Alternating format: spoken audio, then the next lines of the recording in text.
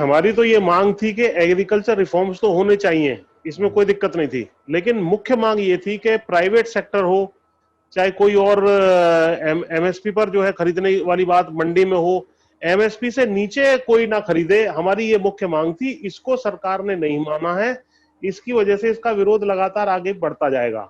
Agriculture sector में reforms हो, किसान भी चाहते थे, मंडी सिस्टम भी मजबूत रहे एक तरफ, लेकिन दूसरी तरफ जो प्राइवेट लोग खरीदने जाएं वो एमएसपी से नीचे ना खरीदें, ताकि किसानों का शोषण ना कर पाए। इसके लिए इनको लिखित में डालना चाहिए था, वो इन्होंने नहीं डाला है।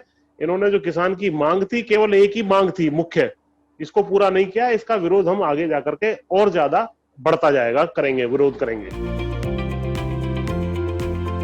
बाहर भी ये एमएसपी पे अगर खरीदेंगे नहीं, देखिए 30 लाख करोड़ रुपए की टोटल एग्रीकल्चर जीडीपी है, उसमें से जो एमएसपी पे खरीद परचेज होती है सरकारी, वो करीब 2-2.25 लाख करोड़ रुपए वैल्यू वाइज में बता रहा हूँ होती है। तो 27 से 28 लाख करोड़ रुपए का माल तो वैसे ही प्राइवेट सेक्टर ही खरीद रहा है। तो उसमें हमारा कहना यह था कि क्योंकि वहां एक्सप्लॉयटेशन ज्यादा होती है, उदाहरण के तौर पे मैं आपको बता दूं कि जो 1800 1850 रुपए का अभी मक्का का दाम है एमएसपी, और बिहार में आप चले जाएं तो 1100-1200, एमपी में चले जाएं लगभग इस रेट पर परचेज किया है। अगर एक बार होता कि भैया इससे नीचे नहीं खरीदोगे एमएसपी से नीचे, तो किसानों को 1700-1800 और या जो भी एमएसपी है उसका वो रेट मिल जाता, तो किसानों का नुकसान नहीं होता। आज किसान मजबूरी में उसको बेच करके निकलना पड़ रहा है क्योंकि कोई खरीदार नहीं है।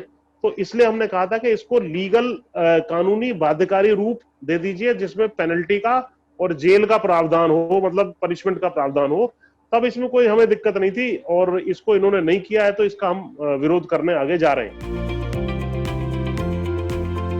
जो एमएसपी रखी गई है वो कॉस्ट प्लस मॉडल पे रखी गई है, तो कॉस्ट से नीचे तो कोई चीज बिकनी नहीं चाहिए, नहीं तो वो उसको उगाना बंद कर देगा किसान कहीं ना कहीं।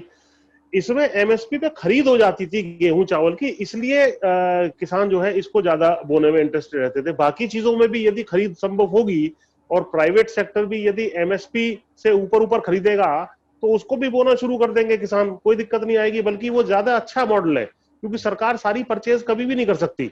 सारा जो 30 लाख करोड़ रुपए की एग्रीकल्चर जीडीपी है, 30 करोड़ टन की हमारी जो फूड ग्रेन्स की प्रोडक्शन है, उसमें से कहाँ 10-11 करोड़ टन, 8-9-10 करोड़ टन के आसपास खरीदते हैं ये सारा का सारा, गेहूं चावल दाल सब मिला करके। तो बाकी जो 20-22 करोड़ टन है वो मार्केट में जाता है। यदि उसमें एमएसपी की कैप एक लग जाएगी, तो किसान फिर उसी फसल को उगाएगा जिसमें उसको लाभ हो रहा होगा। जो परचेज होगी तो परचेज सारी चीजें होने लगेंगी, तो क्रॉप डाइवर्सिफिकेशन उसकी वजह से ज्यादा अच्छा हो पाएगा। हमारी बात भी समझ में इसलिए नहीं आ रही है कि ये तो प्राइवेट लोगों को एमएसपी देनी थी, इनको तो देनी नहीं थी, इनकी जेब पर तो कोई असर पड़ने वाला नहीं था। तो क्या ये चाहते हैं कि एमएसपी से नीचे प्राइवेट व्यापारी खरीदे?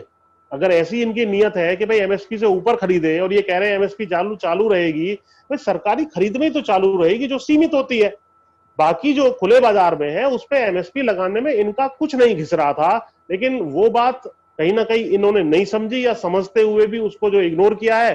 कहीं ना कहीं कोई व्यापारियों की लॉबी है जो इसमें एक्टिव है, जो हावी हो गई है। अब किसान अपना निर्णय लेंगे।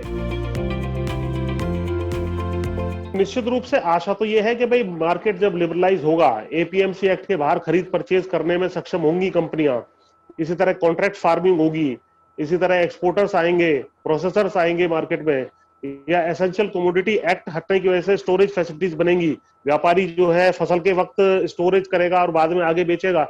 ये सारी बातें ठीक है, इस सारे इकोनॉमिक लॉजिक से हम सहमत हैं, कोई दिक्कत नहीं है। लेकिन जो भी किसान से खरीदे, यानी फर्स्ट पॉइंट ऑफ परचेज जो है वो एमएसपी से नीचे नहीं होना चाहिए था। इसको करने में सरकार फेल हुई है, और ये एक बड़ी विफलता, इन तीनों रिफॉर्म्स को करने के बावजूद एक बड़ी विफलता है।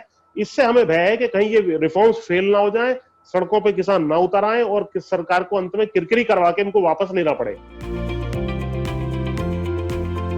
बिल्कुल ठीक बात है ये भी कि कुछ उनको भी लगता है कि हमारे हाथ से, हमारे चंगुल से जो है किसान बच के निकल जाएगा। अरे हम कह तो रहे हैं कि ठीक है, आपने रिफॉर्म्स कर दिए, आपने पैरेलल एक व्यवस्था मंडी के बाहर खड़ी कर दी, लेकिन वहां पर एमएसपी दे दीजिए, हमें कोई आपत्ति नहीं है। हम ना इसके चंगुल में फंसना चाहते हैं, ना उसके चंगुल में फंसना चाहते हैं। हम दोनों में से जो व्यवस्था हमें अच्छी लगे, हम उस पर अपना माल बेचना चाहते हैं। उसके लिए मिनिमम सपोर्ट प्राइस ही इसका नुक्ता है